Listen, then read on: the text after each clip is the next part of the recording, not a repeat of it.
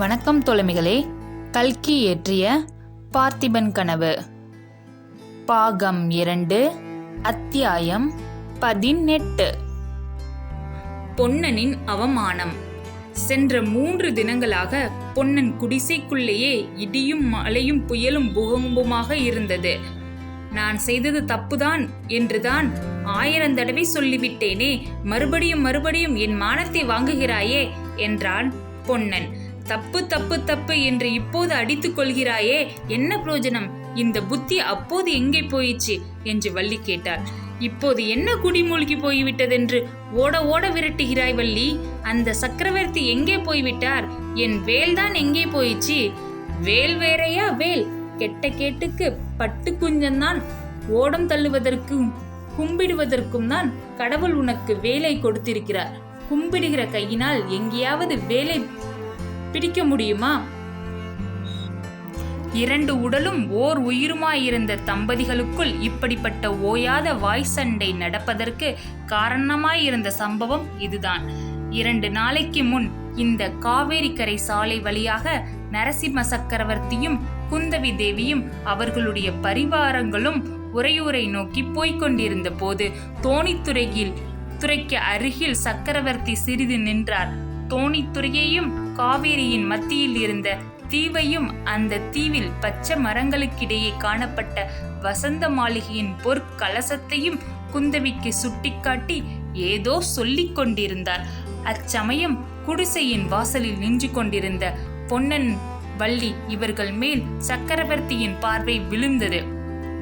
பொன்னனை அருகில் வரும்படி அவர் சமிக்கை செய்யவும் பொன்னன் ஓடோடியும் சென்று கை கூப்பி தண்டம் சமர்ப்பித்து பயபக்தியுடன் கைகளை கட்டிக்கொண்டு அவர் முன்னால் நின்றான். சக்கரவர்த்தியை பழிக்கு பழி வாங்கப் போவதாகவும் அவருடைய மார்பில் தன் வேலை செலுத்தப் போவதாகவும் அவன் சொல்லிக் கொண்டிருந்ததெல்லாம் அச்சமயம் அடியோடு மறந்து போய்விட்டது.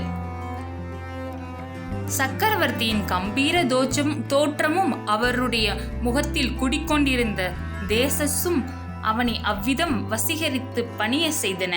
இந்த தோணித்துறையில் படகு ஓட்டுகிறவன் நீதானே அப்பா என்று சக்கரவர்த்தி கேட்கவும் பொன்னனுக்கு தலைகால் தெரியாமல் போய்விட்டது. ஆமாம் மகா சக்கர பிரபு என்று குளறினான். அதோ தெரிகிறதே, அந்த வசந்த மாளிகையில் தானே அருள்மொழி ராணி இருக்கிறார். ஆமாம், இதோ பார், நமது குழந்தை குந்தவி தேவி ராணியை பார்ப்பதற்காக சீக்கிரத்தில் இங்கே வரக்கூடும். ஜாக்கிரதையாக ஓடம் செலுத்தி கொண்டு போய் அந்த கரையில் விட வேண்டும், தெரியுமா? புத்தி சுவாமி என்றான் பொன்னன். பிறகு சக்கரவர்த்தியும் அவருடைய பரிவாரங்களும் உறையூரை நோக்கி சென்றார்கள். இதையெல்லாம் வள்ளி குடிசை வாசலில் நின்றபடி அரைகுறையாக கேட்டுக்கொண்டிருந்தாள். பொன்னன் திரும்பி வந்தபோது வள்ளியின் முகத்தில் எள்ளும் கொள்ளும் வெடித்தது. முழு விவரமும் அவனிடம் கேட்டு தெரிந்து கொண்ட பின்னர் வள்ளி பலமாய் சண்டை பிடிக்க ஆரம்பித்தாள். சக்கரவர்த்திக்கு பணிந்து மறுமொழி சொன்ன காரணத்தினால் விக்ரம மகாராஜாவுக்கு பொன்னன் துரோகம் செய்து விட்டதாக வள்ளி குற்றம் சாட்டினாள். உண்ட வீட்டுக்கு ரெண்டகம் செய்யும் துரோகி என்று நிந்தித்தாள். அப்போது அவர்களுக்குள் ஏற்பட்ட விவகாரம் 3 தினங்களாகவே இடைவிடாமல் நடந்து கொண்டிருந்தது. வள்ளியின் சொல் நம்புகளை பொறுக்க முடியாதவனாய் அன்று மதியானம் உச்சி வேளையில் பொன்னன் நதி கரையோரம் சென்றான். அங்கே நீரோட்டத்தின் மீது தலைத்து கவிழ்ந்திருந்த ஒரு புங்கை மரத்தனடியில் அதன் வேரின் மேல் உட்கார்ந்து தனக்கு நேர்ந்த அவமானத்தை எப்படி துடைத்துக் கொள்வது, வள்ளியிடம் மறுபடியும் எப்படி நல்ல பெயர் வாங்குவது என்று சிந்தித்துக் கொண்டிருந்தான். அப்போது கார்த்திகை மாத கடைசி 1 மாதம் சேர்ந்தார் போல அடைமழை பெய்து விட்டிருந்தது. கழனிகளில் நீர் நிறைந்து தழும்பிக் கொண்டிருந்தது. பச்சை மரங்களின் இலைகள் புழுதி தூசியெல்லாம் கழுவப்பட்டு நல்ல மரகத வர்ணத்துடன் பிரகாசித்தன. குளுகுளுவென்று குளிர்ந்த காற்று வீசிக்கொண்டிருந்தது. இப்படி வெளி உலகமெல்லாம் குளிர்ந்திருந்தாயினும் பொன்னனுடைய உள்ளம் மட்டும் கொதித்து கொண்டிருந்தது. 10 வருஷத்திற்கு முன்னால் இந்த கார்த்திகை மாதம் எவ்வளவு ஆனந்தமாய் இருந்திருக்கும்! பார்த்திப மகாராஜாவும் ராணியும் இளவரசரும் இங்கே அடிக்கடி வருவதும் போவதுமாய் இருப்பார்கள். அரண்மனை படகுக்கு அடிக்கடி வேலை ஏற்படும். தோணித்துறை அப்போது எவ்வளவு கலகலப்பாய் இருந்தது. குதிரைகளும் யானைகளும் தந்த பல்லக்குகளும் இந்த மாந்தோப்பில் வந்து காத்து கொண்டு கிடைக்குமே. அந்த காலம் போய்விட்டது. இப்போது காக்கை இங்கே வருவது கிடையாது. இந்த தோணித்துறைக்கு வந்த கேடுதான் என்ன?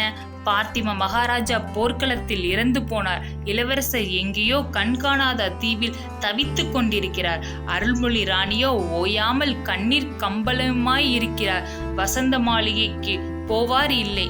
ஓடத்திற்கும் அதிகம் வேலை இல்லை. அந்த சண்டாளன் மாரப்ப பூபதி மட்டும் துரோகம் செய்யாமல் இருந்திருந்தால் இப்போது விக்ரம மகாராஜா சோழ நாட்டின் சிம்மாசனத்தில் வீற்றிருப்பார் அல்லவா? பல்லவ சக்கரவர்த்தி இங்கே ஏன் வரப்போகிறார்? வள்ளியிடம் தான் ஏன் ஏச்சி கேட்கும்படி ஏன் நேரிட்டிருக்க போகிறது? இப்படி பொன்னன் யோசித்து கொண்டிருக்கும் போது குதிரை வரும் சப்தம் கேட்டு திரும்பி பார்த்தான்.